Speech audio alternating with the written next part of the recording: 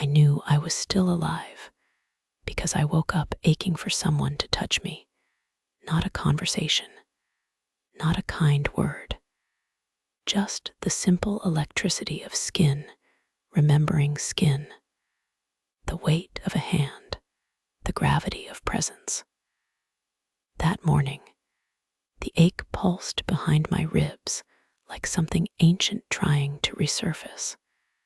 The coffee pot clicked on automatically, a small mercy. Outside, the frost glazed the cabin windows in delicate webs, and Murphy's tail thumped rhythmically by the door, waiting for me to pretend I was whole. I was 62. And despite what the mirror showed me, lines like fault cracks, hair silvering at the temples, I still wore lipstick when I went into town. I still chose dresses that clung where they used to flow. I still hoped they don't talk about this kind of hunger, the kind that seeps in slowly after loss, when the world keeps turning and everyone assumes you've adjusted. But I hadn't. I was only surviving. Even the wind outside sounded lonelier than it used to. Murphy and I took the river trail as always. The leaves had turned to fire, and the air carried that scent of pine and wood smoke that made everything feel both alive and ending. My boots crushed frostbitten leaves underfoot. And that's when I saw him, a man, sitting on a flat stone near the water's edge, completely still. He didn't belong to the landscape, not yet. But there was something about the way he held stillness, as if the trees had taught him to be quiet. His sketchbook was balanced on one knee. His pencil moved like he didn't need to look at his hand. He was young, 35, maybe 36, far too young for the throb blooming low in my chest. I should have walked on, should have respected the quiet.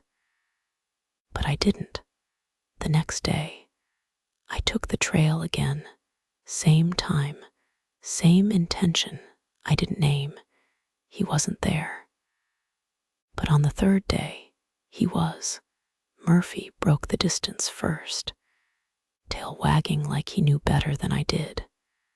The man looked up, eyes the color of storm water, all light and depth at once, and smiled, not politely, not vaguely warm, present.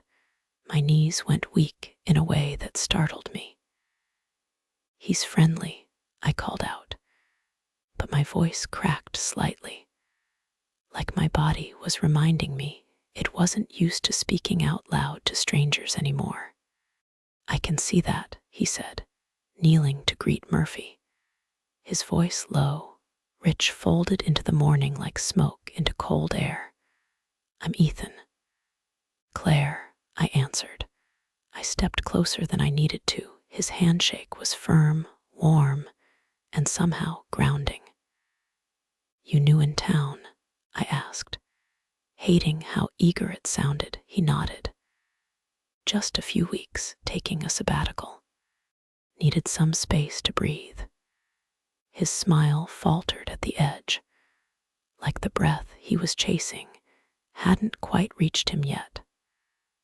I knew that feeling too intimately. We stood in silence as Murphy chased a squirrel into the brush. Then Ethan asked, "Do you always walk this trail?" "Only on days I feel like remembering who I used to be," I said, before I could stop myself. He looked at me, really looked. And that was the moment it began, the tiny unraveling, the thread that would pull me toward him, one morning at a time. I knew I was still alive because the mornings still hurt. not in the bones or the knees, though they ached too, but in the hollow behind the ribs. A place no one sees, where silence accumulates, where memory hums too loud. The cabin was dark when I opened my eyes, and colder than usual. Murphy, my old golden retriever, had curled himself into a tight circle by the wood stove, his breath rising like smoke in the early light. I reached out from beneath the heavy quilt and touched the nightstand. My fingers landed on the mug I hadn't washed from yesterday. Lipstick stain still intact. Not that anyone would have cared. Outside, snow hadn't yet come, but the air already whispered its threat. The trees were mostly bare, their limbs like outstretched fingers, pleading or accusing, depending on my mood. Aspen was beautiful this time of year, but it was also cruel. It had a way of magnifying everything that echoed inside you. I wrapped my scarf tighter, laced up my boots, and clipped Murphy's leash to his collar. We stepped into the cold like stepping into a memory. The trail was quiet, save for the steady crunch of frost beneath our feet. The river nearby flowed with slow, reluctant rhythm, mirroring something in me. I'd walked this trail every morning since the thaw of April, since the thaw of another kind, long ago, 8 years. That's how long it had been since Peter died. 8 years since ID last reached out in the dark and found another heartbeat waiting for mine. And somehow, it still surprised me that the ache hadn't dulled. It had just grown more silent, more polite. Back then, people came by, neighbors, church women, old friends. They brought pies, casseroles, knitted things. They offered cliches in soft voices. He's in a better place. Claire, time heals everything. But time didn't heal it covered, like snow, like dust. Thin layers that made the shape of grief prettier, but never erased it. After Peter, I kept living because it was easier than dying. But I stopped hoping. That part I buried beside him until lately, I'd started wearing the green scarf again. The one that hugged my neck just right. I started putting on mascara before heading into town. I began to walk more slowly past the coffee shop window, watching my reflection like it might show me something new. It wasn't vanity. It was hunger, not for touch alone, but for reflection, recognition, proof that I hadn't vanished yet. Murphy tugged forward, sensing something. I followed the direction of his gaze and stopped. A man sat near the river. Alone, a sketchbook rested on his knee, his head tilted in focus. His hand moved in long, assured strokes across the page. He didn't notice us at first. And maybe that made it easier to look. Dark hair, tousled but clean. He wore a charcoal coat. The collar popped slightly against the cold. His profile was soft in the light, but framed with quiet intensity. He wasn't just handsome, he was present, like the kind of person who saw the world differently, and somehow made it more bearable by doing so. He looked too young to make my heart do what it did, but it did anyway. I swallowed the feeling and moved on, or pretended to. The next day, I found myself on the trail again at the same time. And the day after that, and again. Sometimes he was there, sometimes he wasn't. But when he was, I slowed my steps, adjusted my scarf, smoothed my hair. I told myself it was nothing, just curiosity, just the human need to be near another heartbeat. Murphy, of course, wasn't subtle. He'd always trot over, tail swinging like a metronome of joy, hoping for a scratch behind the ears. That morning, the 5th or 6th, I'd lost count, Murphy broke into a full run. And this time, the man looked up. His eyes caught me mid-step. They were gray, not cold, but wide and reflective like the river at dusk. He smiled, not polite, not forced, but real warm.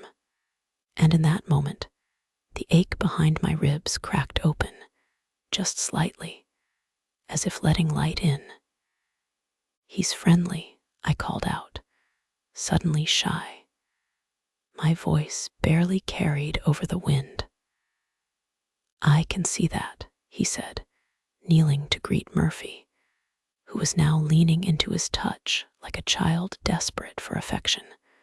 I walked closer, close enough to see the faint stubble on his jaw, the little crinkles by his eyes when he smiled. He looked up again, offering his hand. "Ethan." "Claire," I said, taking his hand. His grip was firm, warm, solid. And something in it unraveled me more than I cared to admit. We stood there a beat too long. "You from around here?" I asked. "Just moved in. A few weeks ago, renting a cabin up near Pine Ridge. I needed space. A sabbatical, I guess." I nodded. It made sense. His face looked like it carried stories he hadn't told anyone yet. He gestured toward the sketchbook. "Trying to remember why I love doing this. Nature helps." "I believe that," I said quietly. Murphy nosed my leg, then his. I scratched behind his ears absently. Ethan closed the sketchbook gently and stood. "I should keep walking," I said, suddenly unsure of what to do with my hands or my breath. "Maybe I'll see you again." "Maybe," I said, and turned, heart racing. That night, I lit a candle during dinner, not for romance, just for light. But I found myself watching the flame dance, imagining his hands steady, searching, moving across a blank page. I didn't know it yet, but that moment by the river was the first in a series of quiet, irreversible collisions. Something had begun, something I hadn't asked for, but now couldn't ignore. The mornings began to change. Not in temperature, the air still bit at my cheeks, and the frost still curled around the pine needles like silver lace. But in anticipation, there was a new rhythm to my steps, not faster, just more deliberate. As if the trail now held a reason. Ethan didn't come every day, but I did. And on the days he wasn't there, I still slowed my pace near the bend where the river met the rocks. I still looked at the stone he always sat on, expecting no, hoping to find a sketchbook perched on his knee, and his brows furrowed in thought. I told myself it was harmless, a crush, maybe a ripple, nothing dangerous. But even I didn't believe that. When he was there, I found myself rehearsing a smile before we spoke, adjusting the edge of my coat, wondering if he noticed how the color of my scarf matched the leaves overhead. It was foolish, sweet, humbling. We spoke more now, not long conversations, but enough to make the air between us warmer than the sunlight could manage. He'd show me parts of his sketchbook, the mountains, the curve of the river, the way light filtered through branches at different hours. His work wasn't just good, it was intimate. It caught moments others missed. You don't just draw what's there, I told him once. You draw what it feels like. He smiled then, and I think that was the first time I saw it, a flicker, not desire, not yet, but connection, familiarity. I began bringing Murphy's treats in my pocket, just in case we stayed longer. I started choosing softer fabrics, ones that clung a little differently, just in case. He looked longer than usual. I told myself it was silly. I did it anyway. One morning he asked, "Do you walk this trail alone every day?" "Every day since spring," I said. "It's quieter than town, less expectation." "I like that," he said. "Quiet doesn't ask for anything. It just lets you be." The way he said it, gently, but with an undertow, I knew he was talking about more than silence. "I used to walk it with someone," I said. "My husband, Peter. He passed 8 years ago." He looked at me, but not with pity, something deeper, respect, maybe, or understanding. "I'm sorry," he said. He loved it here. Aspen was his dream. I came to make it mine, eventually." Ethan nodded. The wind tugged at his collar, and he tucked his hands into his coat. "I lost someone too, not to death. Just the kind of loss you don't get flowers for." I didn't press. He didn't offer more. We walked together that morning, not side by side exactly, but in rhythm. Murphy darted ahead, chasing things only he could see, and the trail curved gently around the edge of a sunlit clearing. The silence between Ethan and me wasn't awkward, it was companionable. And in that silence, I learned things about him. The way he stopped to look at branches others ignored. The way he hummed softly, unconsciously, when he was thinking. The way his presence never felt invasive, but anchoring. At one point, I caught him watching me, not in a predatory way, not even romantic, just watching, as if trying to memorize something he didn't understand yet. "What?" I asked, half laughing. "Nothing," he said. "You remind me of someone I haven't met yet." I smiled and looked away. My heart felt unsteady, not racing, but floating back at the bend. We paused. The sun was higher now, the frost melting from the rocks. "I should get going," I said. "Me too," he replied. But neither of us moved. Finally, I turned. "See you around, Ethan." "I hope so," he said. "Claire." The way he said my name, it didn't land heavy, it lingered, like warmth caught in fabric long after the sun had gone. That night, I reached for Peter's old flannel shirt in the closet, then stopped. My hand hovered, uncertain. Instead, I picked a sweater I hadn't worn in years, cream-colored, soft. It still fit, mostly. I lit the fireplace and sat by the window with a glass of wine. Murphy lay beside me, his ears twitching in sleep.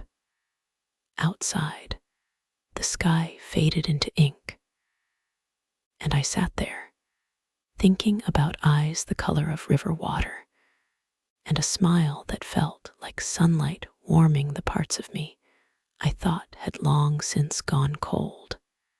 The days grew shorter, but the walks grew longer. There was something unspoken between us now, a quiet agreement. No one said, "Let's meet here." Yet we always seemed to find each other. Maybe it was coincidence. Maybe it was longing disguised as routine. But whatever it was, it tethered me to those mornings like nothing else had in years. Ethan began to walk beside me more often, not just along the river, but deeper into the woods, into the trails I used to wander with Peter when we were younger, when this place was still new, still undiscovered. I hadn't taken anyone there since. The first time I led Ethan to one of those hidden paths, he didn't ask questions. He just followed, step for step, like he belonged. These trails meant something, I said, watching Murphy dash ahead, leaves spiraling in his wake. They were our escape routes when the world got too loud, when Peter couldn't sleep, when I couldn't breathe. He glanced at me, his expression quiet but open. "Do you still come here for the same reasons?" "Sometimes," I said. "Sometimes I just come to remember." Ethan nodded. He seemed to understand what I hadn't said. There was a small clearing not far from the ridge, where the trees opened like arms, letting light fall in soft patches on the ground. Peter and I had once called it our cathedral. The first time I brought Ethan there, he just stood still, looking up, as if something sacred hung in the branches. "This place feels held," he murmured. I smiled, unexpectedly moved by his choice of word held, not haunted, not heavy, but held. We sat for a while on an old log that had turned silver from age. I showed him a stone Peter had carved a heart into years ago, when he thought no one was watching. It had faded, but I still traced it sometimes with my fingers. Like a ritual, Ethan watched me do it, but didn't speak. Instead, he took out his sketchbook and began to draw. I didn't ask what.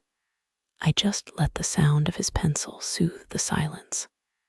I hadn't realized how intimate silence could be until someone else shared it with you and didn't try to fill it later. As we walked back, he asked, "Do you think Peter would mind?"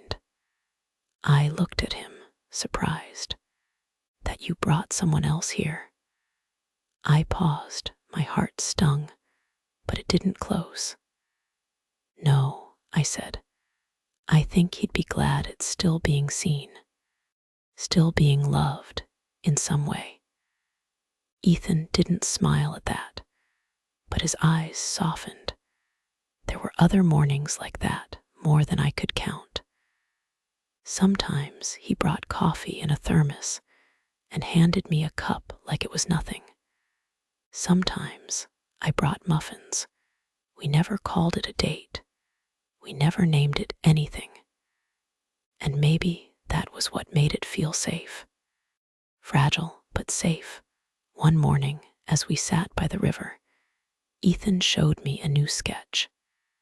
It was of me, not exact, not detailed, but unmistakably me, the posture, the curve of the scarf, the way my hands rested on my knees, surrounded by trees, not looking at the viewer, but outward towards something invisible. "I hope that's okay," he said. "It's from memory." I held the page like it might burn me. "You made me look like I belong here." He met my eyes. "You do. The words hit deeper than he probably intended, or maybe he knew exactly what he was doing. I didn't say anything, but I smiled, and for the rest of the walk, I felt lighter, not young, not foolish, just human. The age gap didn't disappear. I still saw it in the way he moved, the ease in his stride, the way he talked about technology like a native and not a tourist. But it stopped feeling like a canyon. It became a stretch of road instead, something that could be walked, if carefully. He never asked how old I was, and I never told him. I think we both liked the illusion of not knowing. That evening, I pulled out an old box from the closet. Inside were letters Peter had written me from when we were first dating. I read one, then another, then stopped. Not because it hurt, because it didn't, because, for the first time in years, I wasn't reading to remember. I was reading to let go. The invitation came without fanfare. We were standing at the edge of the trail, where the morning sun touched the river just right, turning the surface into a sheet of gold.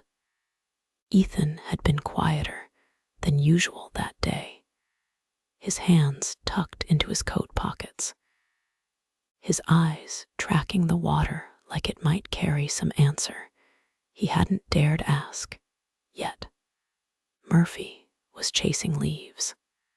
I was trying not to hope. "Claire," he said suddenly, and the sound of my name from his mouth still caught me off guard. "Yes." He hesitated, then turned toward me fully. "Would you have dinner with me tonight at my place?" It took me a moment to register the words. I'd rehearsed this moment in my mind, but it still felt like stepping off a cliff. The stillness between us swelled. "I'd like that," I said, and my voice didn't even shake. He smiled, slow and genuine. 7. I'll bring dessert." That afternoon, I stood in front of my closet longer than I had in years. Nothing felt right. Everything either tried too hard or hid too much. I finally settled on a dress I hadn't worn since Peter's retirement party, deep burgundy, soft knit, modest in theory, but fitted in truth. I let my hair down, light mascara, a dab of perfume I hadn't used in over a decade. When I knocked on Ethan's door, the sky was already slipping into navy. His cabin, though similar to mine in structure, felt different inside, warmer, more lived in. There were earth-toned rugs, soft yellow lamplight, and a fire already going in the hearth. The air smelled of pine wood and rosemary. He took my coat without a word. Our hands brushed. Something electric passed between us. "Wine?" he asked. "Please." The dinner was simple: roasted chicken, vegetables, warm bread. But it wasn't about the food, it was the conversation, the way we leaned in, the way he listened, not just with his ears, but with his whole being. He asked about Peter, gently, about the years after, about what made me stay in Aspen. I asked about his work, his burnout, his decision to disappear into the mountains for a while. "Sometimes," he said, swirling his glass, "I think people forget how loud the world is until they step away from it." "I forgot," I said, "until it was all taken away." The silence that followed wasn't empty. It was charged, like static before a storm. After dinner, We moved to the couch. Murphy lay curled near the fire. Ethan sat close, not too close, but enough that I could feel the edge of his presence like heat from a stone. The wine loosened our voices, and eventually our hands found each other, not deliberately, not dramatically, just resting together, palm against palm, warm and certain. His thumb brushed over mine. The space between us pulsed. I turned toward him, my breath shallow, my heart louder than the wind outside. "Thank you," I said, voice low, "for tonight." He didn't answer immediately, just looked at me with an intensity that made everything inside me lean forward. Then, slowly, he reached out and tucked a strand of hair behind my ear. His fingers lingered, and then he didn't lean in. Instead, he rose gently to his feet, walked to the door, and stood beside it. "I should let you get home before the snow comes in," he said. I blinked for a second. I thought he was teasing, but his face was calm, kind, and final. I stood, gathered my coat, tried to match his grace. When our eyes met again, I smiled. It was the kind of smile you give when your chest is full and your throat is tight. He opened the door. The cold greeted me like a wall. "Good night, Ethan. Good night, Claire." And just like that, I stepped into the darkness, not rejected, not embraced, just suspended. I walked home through the first drifting flakes of snow, unsure if the warmth I still carried was a beginning or a goodbye. The next morning felt heavier than the snowfall that had come overnight. I woke early, but stayed beneath the covers longer than usual, the warmth cocooning me in a softness that couldn't quite reach the rest of me. Murphy pressed his nose into my palm, insistent but gentle, and I forced myself to sit up. The fire had long gone out. The air inside the cabin was still. I dressed slower that morning, not from age, not from aches, but from the strange weight of uncertainty that lingered in the spaces between moments. I pulled on my warmest tights, a fitted navy sweater, and a coat with a belt that still hugged me right, not for warmth, for hope. The trail looked the same, but I didn't. I walked slower, eyes scanning ahead, heart kicking up its tempo at every bend, every shift in light. But the path stayed empty. The boulder near the river was untouched. No sketchbook. No man. I sat anyway. Murphy lay beside me, chin on his paws, watching the water like he too was waiting for someone to return. The morning passed without color. The next day, I did it again. And again after that. I told myself I was being silly, that people have lives, schedules. Maybe he'd gone into town. Maybe he'd needed space.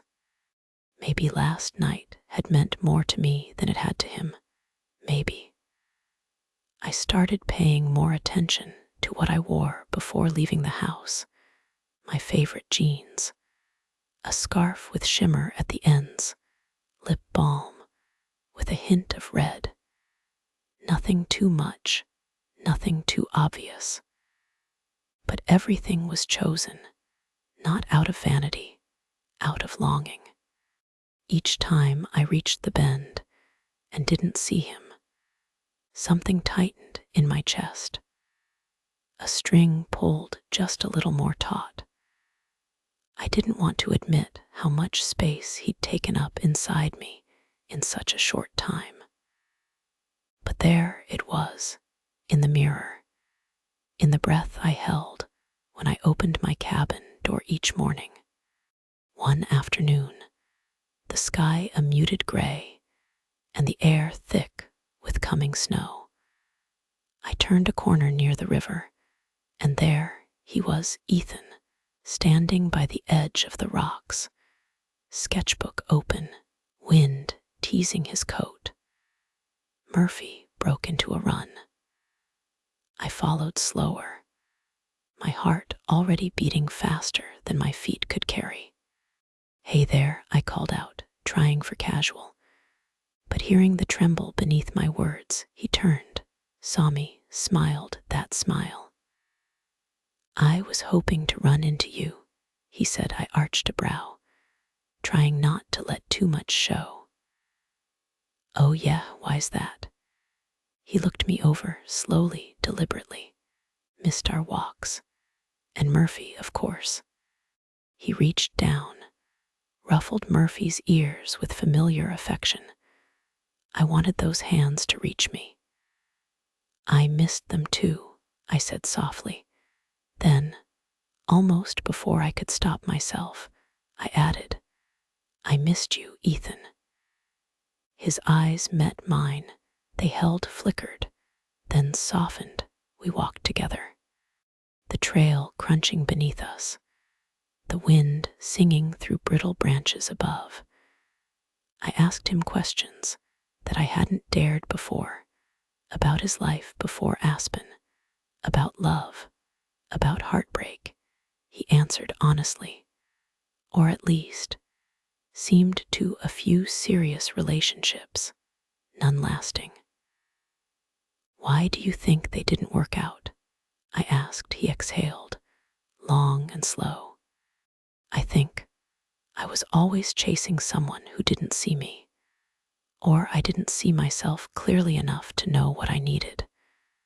I nodded, understanding that more than I wanted to. "I used to believe Peter was the only one I'd ever truly connect with," I said. "But lately, I'm not so sure." Ethan didn't respond right away. He glanced at me, then away. His silence wasn't rejection, it was unreadable. We reached the edge of the woods, where the path opened up toward the ridge.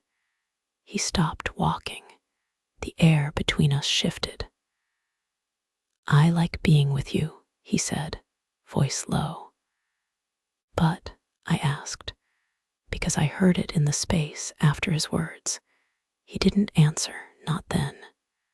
And we didn't say goodbye when we parted that afternoon. We just paused. He looked at me like he might say something more. But then he smiled and walked the other way. The storm rolled in just after dark. Thick snow came sudden and silent, blanketing the trees, muting the world. The wind scraped against the cabin windows like fingers trying to find a way in. Murphy lay curled by the hearth, warm and content. I stood by the window, one hand pressed to the cold glass, watching as the outside vanished into white. I hadn't seen Ethan for 2 days. The silence between us had stretched into something I could no longer name. Not absence, not rejection, but a kind of waiting that hollowed out the edges of my breath. I stood in the kitchen, fingers hovering over my phone, then pulling away, then hovering again. My thumb shook slightly as I finally pressed call. He answered on the second ring. "Claire," he said, his voice like gravel smoothed by water. "Would you," I paused, cleared my throat. "Would you like to come over for dinner tonight?" There was silence on the other end, just for a second. Then, "I'd like that." I cooked slowly, deliberately, roast vegetables, a stew that had simmered all afternoon. The scent of thyme and garlic filled the cabin. I lit candles. Not many, just enough to soften the corners of the room. When he knocked, my heart jumped so hard I had to grip the edge of the counter. I opened the door to find him dusted in snow, cheeks flushed from cold, scarf undone. Hair tousled he looked, beautiful and startled. "You came," I said, more a breath than a statement. "Of course." I took his coat. Our hands brushed, that spark again quiet, but undeniable. We ate by the fire, legs crossed on the rug like teenagers. We laughed more than I expected, shared stories without caution. There was wine, just enough. And then came the quiet, the kind that doesn't demand to be filled, only felt. We sat on the couch, side by side, our hands close, but not touching. I could hear the snow ticking against the window, the soft hiss of logs shifting in the flames. I reached out first. My fingers found his, uncertain at first. But then his hand turned in mine, holding, answering. I looked at him. "I don't want to guess anymore," I whispered. "I don't want to wonder what this is or isn't. I want you to stay tonight. With me." He stared at me, eyes wide, dark and open. "Claire." But I didn't let him finish. I leaned in, slowly, deliberately. Our lips met like they'd been meaning to for weeks. And in that moment, the storm outside vanished. There were no explanations, no conditions, only warmth blooming where fear had lived. A soft unraveling that began at the fingertips and swept inward like tide meeting shore. In the low light, he reached for me, gently, like he was asking permission even as he was being invited. And I let myself be pulled. There were no fireworks, no declarations, only breath and nearness, and a slow, invisible current winding through every part of me that had been dormant. The room faded, time stretched thin. All that remained was the feeling of being chosen, not in spite of the years behind me, but because of them.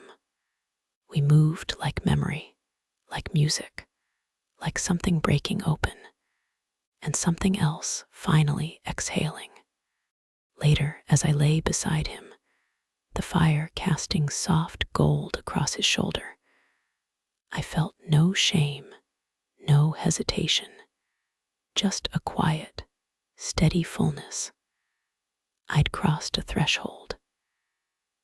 And for once, I didn't look back. Morning arrived soft and pale, slipping quietly through the frost-rimmed windows like a secret. The storm had passed, leaving the world hushed under a thick white blanket. I stirred slowly, still wrapped in the warmth of the night before. The sheets tangled around my legs like threads I didn't want to undo.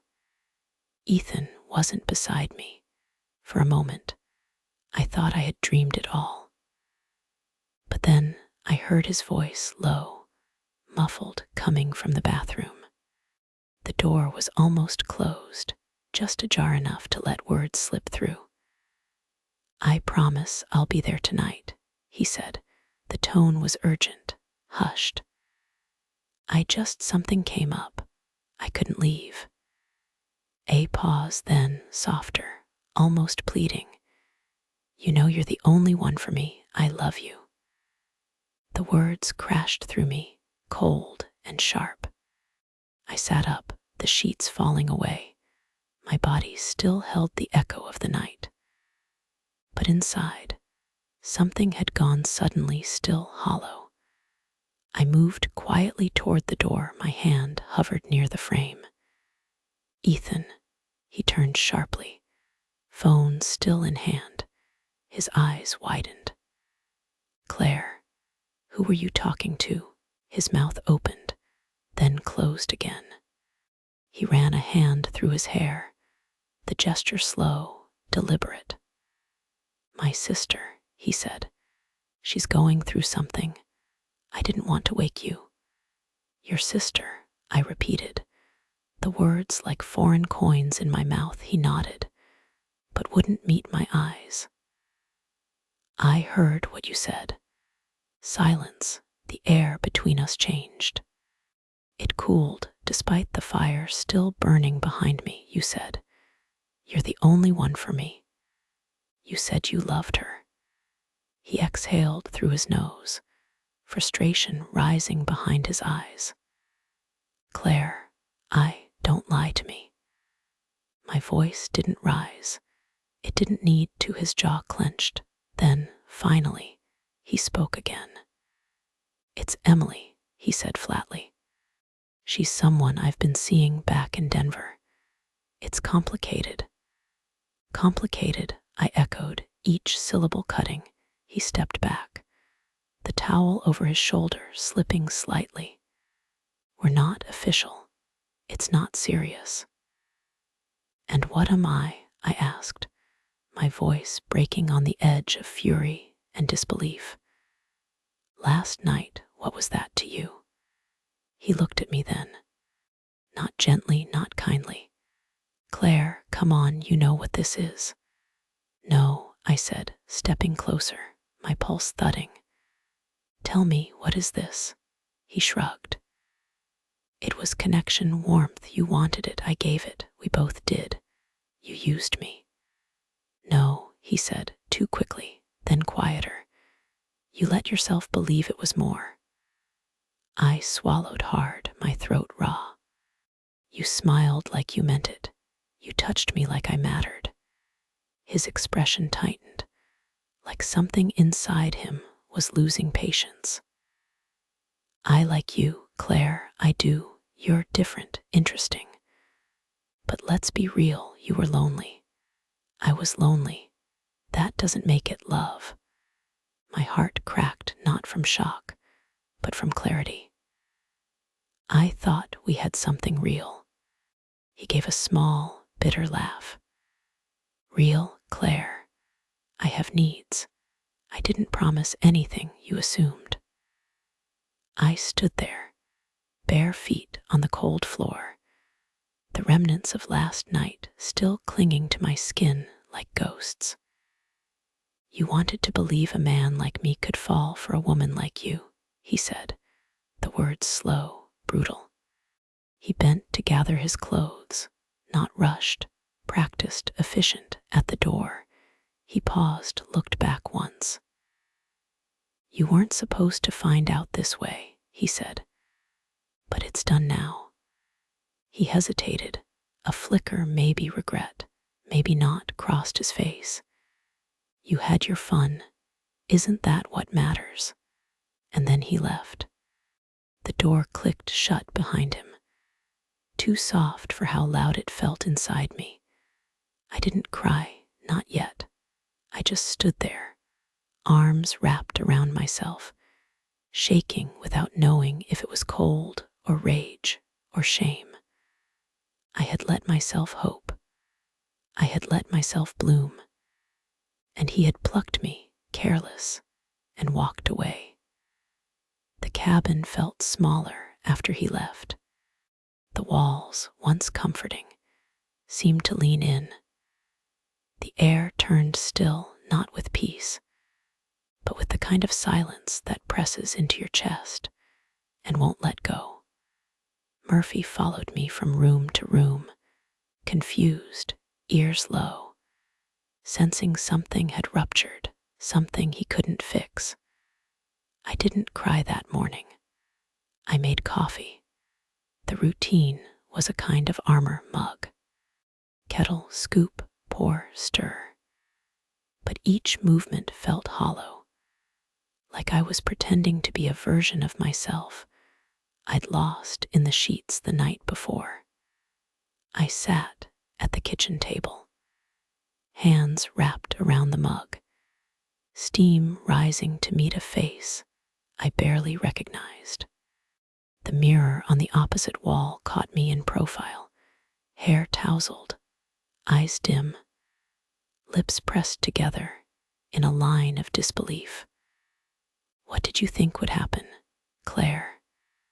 That someone like him could truly see you, want you, you were convenient, available, safe, no mess, no expectations, except I had hoped, God, I had hoped. I didn't want revenge. I didn't want to scream or send angry texts or break his sketchbook into pieces. I wanted to vanish for 2 days. I didn't leave the cabin. I lit no fire, answered no calls, ate only when Murphy whined and nudged my wrist with his nose. I let the snow pile up at the doorstep, untouched. I let the dishes sit in the sink, crusted with a dinner that had felt like a beginning, but was really an end. On the third morning, I stood in front of the bathroom mirror and stared into the eyes of a woman who had forgotten how to protect herself.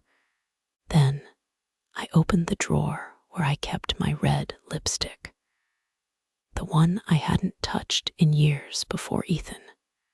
I picked it up and put it back. I didn't need to paint over the truth.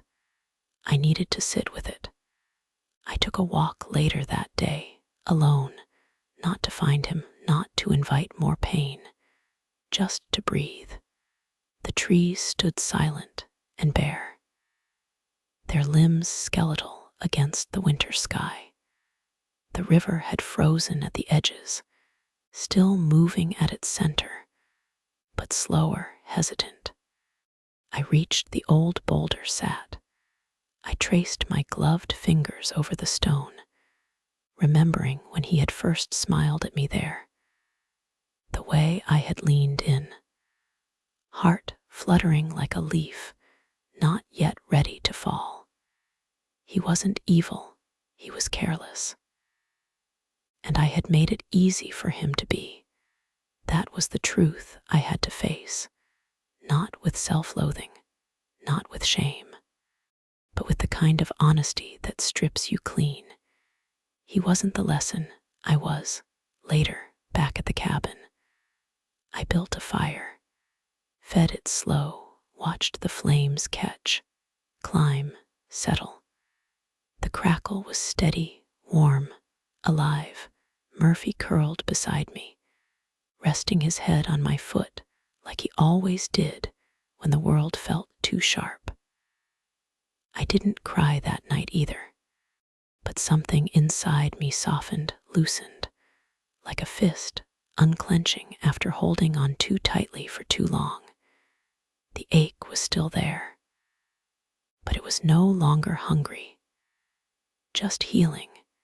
December moved in quietly, the kind of quiet that didn't ache, but settled like dust on a windowsill. Like breath slowed to the rhythm of forgiveness. I didn't try to forget him. That was never the goal. I just stopped holding space for him in the places that mattered. The mornings returned to their old pace. I walked with Murphy, drank my coffee, while the sun cracked through the tree line. I stopped reaching for my phone, stopped listening for footsteps near the trail. The silence between us, once unbearable, had softened into something almost gentle. I began cleaning, not the frantic kind, more ritual than reaction. I moved through the cabin slowly, reclaiming it, each drawer, each windowsill. I folded the sweater I'd worn the night he kissed me and placed it at the back of the closet, not hidden, not discarded, just finished one afternoon. I found an old box in the attic. Inside were letters, not Peter's, mine, letters I'd written and never sent, pages from my 20s, 30s journals that had followed me through decades of becoming. I sat on the floor beside the box, reading them as if they belonged to someone else. A younger woman, fierce, naive, brave in ways I had forgotten. And I found myself smiling, not because I pitied her, but because I missed her. I started writing again. Nothing grand, nothing polished, just notes, fragments, truths scribbled in the margins of old cookbooks and grocery lists, things like, "I am still here," and "It was never too late." The trail was different now, not because he wasn't there, but because I no longer searched. I walked slower, let Murphy wander without calling him back too soon. I paid attention to the trees, not for who might be watching, but for how they bent toward light even in the coldest weeks of winter. Grief had taught me endurance, but this quiet return to self was teaching me presence. One night, the power flickered out during a snowstorm. I lit candles without thinking, sat on the floor near the fire, with a blanket wrapped around my shoulders. The shadows danced along the cabin walls. I poured myself a glass of wine and toasted no one, not Peter, not Ethan, just the woman I was still becoming. Outside, the wind howled, but inside, I was still whole, not healed completely, but not bleeding anymore, and that, I realized, was enough. Spring arrived unnoticed at first, not in a dramatic thaw or the sudden burst of green, but in small ways. The birds returned to their early songs. The snow retreated quietly from the path behind my cabin. The river, once slow and burdened, began to move with intent again.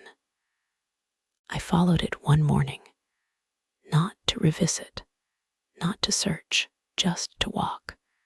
Murphy trotted ahead, his tail swaying like a metronome of joy. The sun touched the tops of trees, casting light that felt more golden than it had in months. I turned a bend near the clearing and paused. Ethan was there. He stood near the water's edge, sketchbook in hand, face tilted toward a woman who laughed as she threw pebbles into the stream.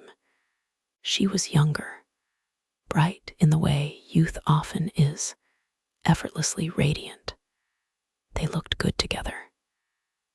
And I felt nothing sharp, just a dull exhale, like a book gently closing at its final page. He didn't see me, or maybe he did, and chose to let the moment pass without acknowledgement. I turned away, my footsteps light, no bitterness, no regret, just space. Back at the cabin, I opened the window for the first time in months. The air that rushed in was cool and sweet, and it filled the room like a promise. I sat at the kitchen table, pulled out a fresh page from my journal, and began to write. Not a letter to him, not to Peter, but to myself, to the version of me who had stopped believing her story wasn't finished.